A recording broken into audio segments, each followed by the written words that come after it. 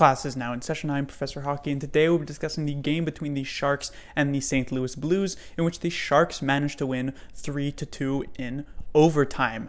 This is in contrast to the two first games the Sharks played against the Blues, both of which were shutouts, one in favor of the Blues, one in favor of the Sharks, so this one a lot closer than those first two matchups. And before I actually get into it, I must say that this may be my favorite game of the season. It wasn't necessarily the Sharks' best game of the season. I mean, games against the Lightning, games against the Penguins in which the Sharks were just completely dominant, where you could easily point to as being better games. However, I really liked this one, not just because the Sharks played a very solid game, but because the Blues themselves were very competitive in this one. It was probably one of the few games this season that I felt like it really felt like a playoff type of game.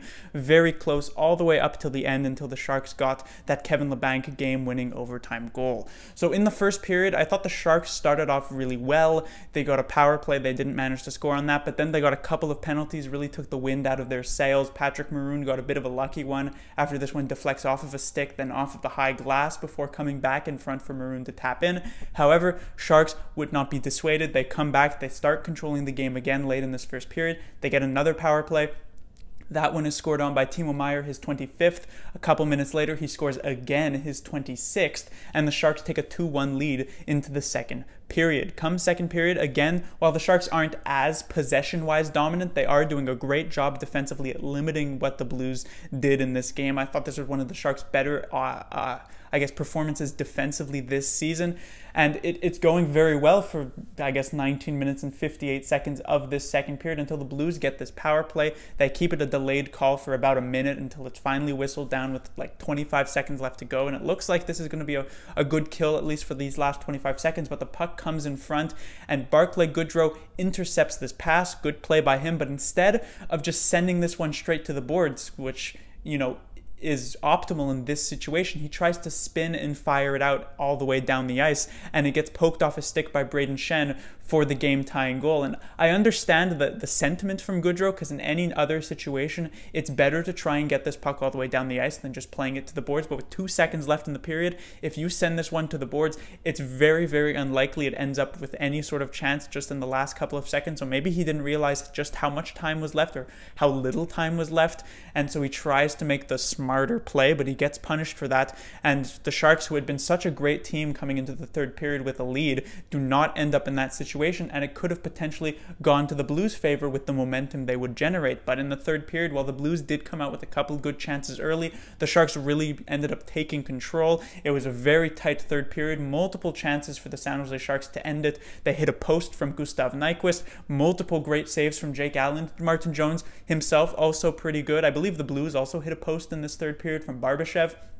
Jones making a couple of solid saves himself on Bortuzzo and others, and we ended up going to overtime tied at 2, and already this was one of my favorite games of the season, not even just for the Sharks, but just in general that I've seen in the entire NHL. And we come to the overtime, some good chances either way.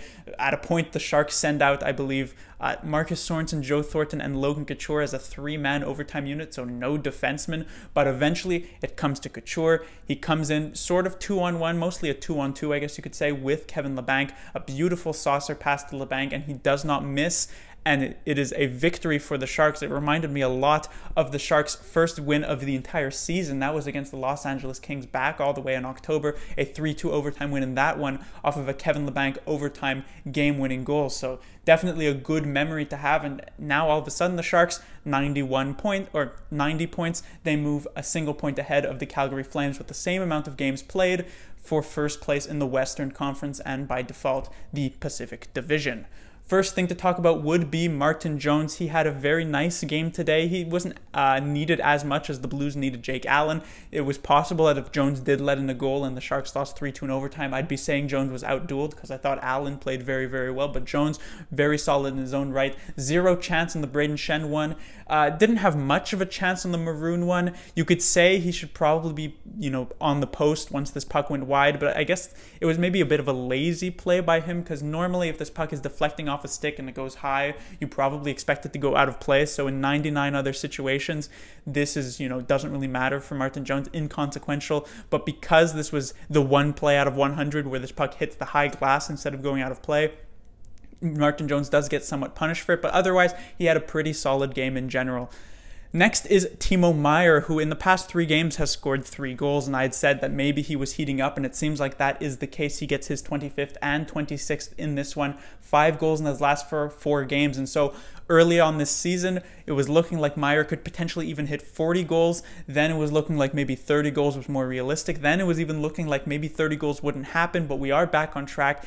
He only needs 4 more goals in these last 14 games. Very possible for number 28, and basically every goal that he scores from now on, even from before, is going to be new career highs. And I believe he also has now the record for the most goals scored by a Swiss forward. So not too many Swiss forwards in the history of the NHL, but still a nice record to have, certainly.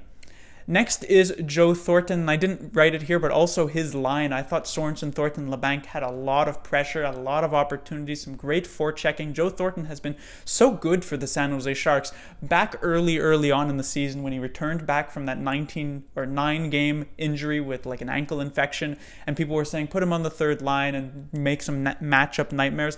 Honestly, I thought that wouldn't really end up happening. Not that they wouldn't put him on the third line, but he wouldn't really create matchup nightmares. You know, I thought that he was a player who was maybe getting a bit too old, that he would be doing a good job on the third line, but he wouldn't be, let's say, some sort of dominant force. But I have definitely been proven wrong in that situation.